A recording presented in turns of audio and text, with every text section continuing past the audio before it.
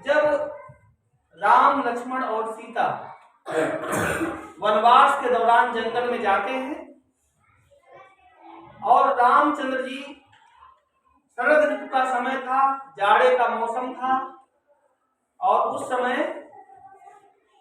एक जगह उपवन में फटिक शिलाओं पर बैठकर घमौनी कर रहे थे, धूप का आनंद ले रहे थे। सुंदर सुंदर फूल खिले हुए थे। तो बच्चों, रामचंद्र जी अपनी अर्धांगिनी सीता को देखते हैं कि उनको कैसे प्रसन्न करें। आप जानते हैं कि आपस में अगर परिवार में प्रेम व्यवहार होता है तो उस परिवार में बरकत है। जहां सुमतितः संपत्ति नाना, जहां कुमतितः विपत्ति निधान। तो रामचंद्र जी जाते हैं जो वहां फूल खिले होते हैं और उन फूलों को तोड़कर एक सुंदर सी माला बनाते हैं और उसको सीता जी के गले में पहना देते हैं।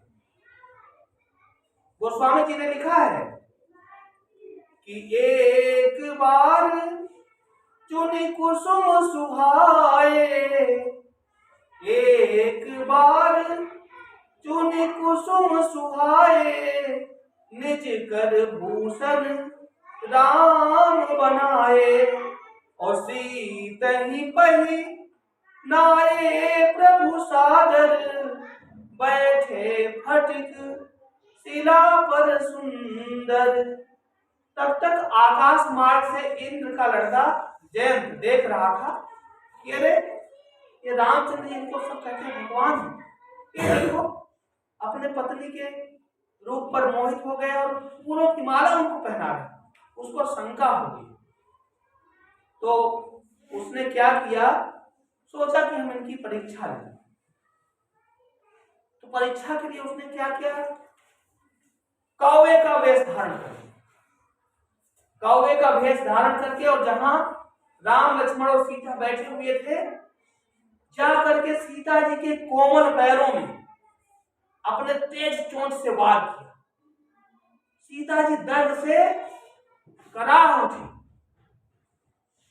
और तब राम को गुस्से में देखा तो वहां से भाग गया। गोस्वामी तुलसीदास ने रामचरितमानस में लिखा है कि सीता चरण चोंच हति भागा, सीता चरण चोंच हति भागा, महामंदमति कारण कागा। जब अपनी पत्नी सीता जी को रामचंद्र जी दर्द से कराहता हुआ देखते हैं तो उनको कौवे के ऊपर गुस्सा आ जाता है। लेकिन जब वो अपने दैवीय शक्ति के प्रभाव से जान लेते हैं तो इंद्र का लड़का जयंत है, बड़ा उद्दंड है, इसने शरारत की, तो कहे कि बच्चे के शरारत के लिए इसको सजा देना आवश्यक है। तो अगर तीर से मार देते तो मर जाता। तो एक सीख उठाया वहीं से और सीख उठा करके अपने धनुष पर चढ़ाया और संधान, सीख धनुष सायक संधाना। और रामचंद्र जी जिस चीज को अपने हाथ से उठाकर मार देंगे किस भावना से, तो फिर वो तो बन जाएगा सुदर्शन चक्र। गोस्वामी जी ने लिखा है कि प्रेरित मंत्र ब्रह्म सरधावा, और महामूढ़ वायस भय पावा। पीछे सुदर्शन चक्र के समान वो बाण जो है उसके भागने लगा। अब डर के नाते बुरा हाल हो गया। कौवे के भेष धारण किए हुए जयंत चारों ओर घूमने लगा, सब जगह गया, अपने मित्र के यहाँ गया, दोस्त के यहाँ गया, देवताओं के गया, यहाँ गया, कोई उससे बैठने के लिए नहीं कहा। यहां तक कि अपने पिता इंद्र के पास गया, उन्होंने कहा नहीं, जाके ही राम वैदेही तजिए ताहि कोटि वैदी सम, यद्यपि परम स्नेही। अगर जो भगवान का दुश्मन है उसको अपने पास कोई टिकने नहीं देता है। तो चारों तरफ गया, हित मित्र दोस्त माता पिता सबके यहाँ गया, कोई बैठने के लिए उसको नहीं कहा। गोस्वामी जी ने लिखा है इस बात को, काहू बैठन कहा न ओही, काहू बैठन कहा न ओही, और आखि को सके राम कर द्रोही। भगवान के दुश्मन को किसी ने अपने घर में रोका नहीं। अब आप जानते हैं बच्चों, संत लोग बड़े परोपकारी होते हैं। जब कोई उस जयंत का मदद करने वाला नहीं मिला, तब तक उधर से नारद जी आ रहे। देखा नारद विकल जयंता, देखा नारद विकल जयंता, और लागी दया कोमल चित संता। बड़े दयालु थे नारद जी, और उनको दया लगी। उस जो घबराया हुआ था इंद्र का लड़का जयंत, उसके ऊपर क्या लग गई बच्चों?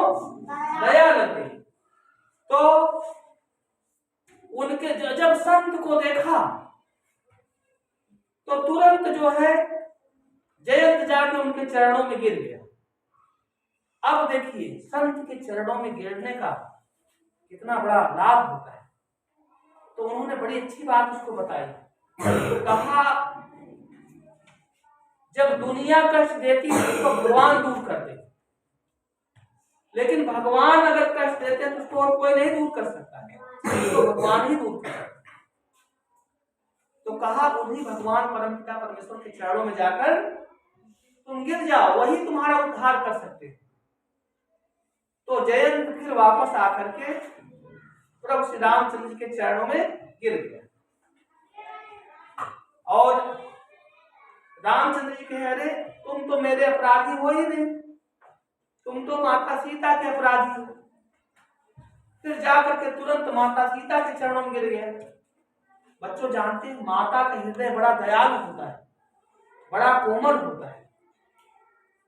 सीता माता ने सोची कि दुर्भावनावश, शरारतवश इसने गलती कर दी, अब इसको अपने गलती का पश्चाताप, अब अपने गलती का सुधार करना चाहिए, तो इसको क्षमादान मिलना चाहिए। तो सीता माता ने कहा कि हमने तो भाई पुत्र है, गलती किया था, हमने तो क्षमा कर दिया। लेकिन श्री रामचंद्र जी कहते हैं कि आपकी गलती थी, आप क्षमा कर दिया, लेकिन मैंने जो सर मारा है, जो तीर मारा है, वो निष्फल नहीं जाता। तो फिर क्या उपाय है? तो श्री रामचंद्र जी ने कहा कि तुम कोई एक अंग अपना दे दो, एक अंग तुम्हारा नष्ट हुआ। तब तक चाहते हुए नाग जी फिर आ गए।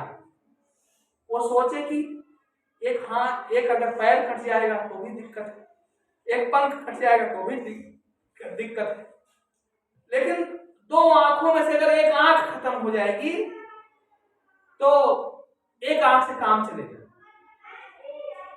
तो एक किंवदंती है कि तब से कौओं की एक ही दृष्टि होती है, और इस तरह से माता सीता और प्रभु श्री रामचंद्र जी ने इंद्र के लड़के जयंत को क्षमा कर दिया।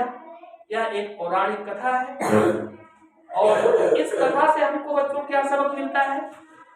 इस कथा से हमको क्या शिक्षा मिलती है? कि अगर कोई अपने परिवार में हंसी खुशी से है तो उसके पारिवारिक मामलों में बिना वजह टांग नहीं बढ़ाना चाहिए, किसी को बिना वजह परेशान नहीं करना चाहिए। ठीक है? इंद्र का लड़का जयंत अपने रास्ते से चला जाता है, श्री रामचंद्र जी का परिवार सुखी सौहार्द से अपना काम करा, वो भी करते। ठीक है ना? अब उसने अनाधिकृत चेष्टा की। आप देखते होंगे कभी कभी कहते हैं हम लोग स्वतंत्र हैं। स्वतंत्र हैं, कब तक आप स्वतंत्र हैं? आप वहीं तक स्वतंत्र हैं जहां तक किसी दूसरे की स्वतंत्रता में बाधा न पड़े। अब एक आदमी जैसे जा रहा है, छड़ी लिया है और सड़क पे जाए, छड़ी घुमाते हुए जाए, कोई पूछे भैया छड़ी छड़ी क्यों घुमा रहे हो, तो कहा भैया हम तो आजाद हैं, स्वतंत्र, हम चाहे जो करें। तो दूसरा आदमी उससे कहेगा कि भैया आप वहीं तक आजाद हैं, आपकी छड़ी वहीं तक आजाद है जहां तक मेरी नाक और आंख में तुम्हारी छड़ी लग रही है। ठीक, तो कहने का तात्पर्य यही है बच्चों, हम आजाद और स्वतंत्र अच्छे कामों के लिए, बुरे कामों के लिए हम आजाद और स्वतंत्र नहीं हैं। हमेशा हमको ये सोचना चाहिए, हमेशा हमको सोचना चाहिए कि हम अच्छे कार्य करें, परोपकार करें और अपनी स्वतंत्रता की सीमा में रहें। जब हमारे कामों से किसी स्वतंत्रता या आजादी छीनने लगे, किसी को नुकसान पहुंचने लगे, तो हमें तुरंत अपने आप को रोकना चाहिए।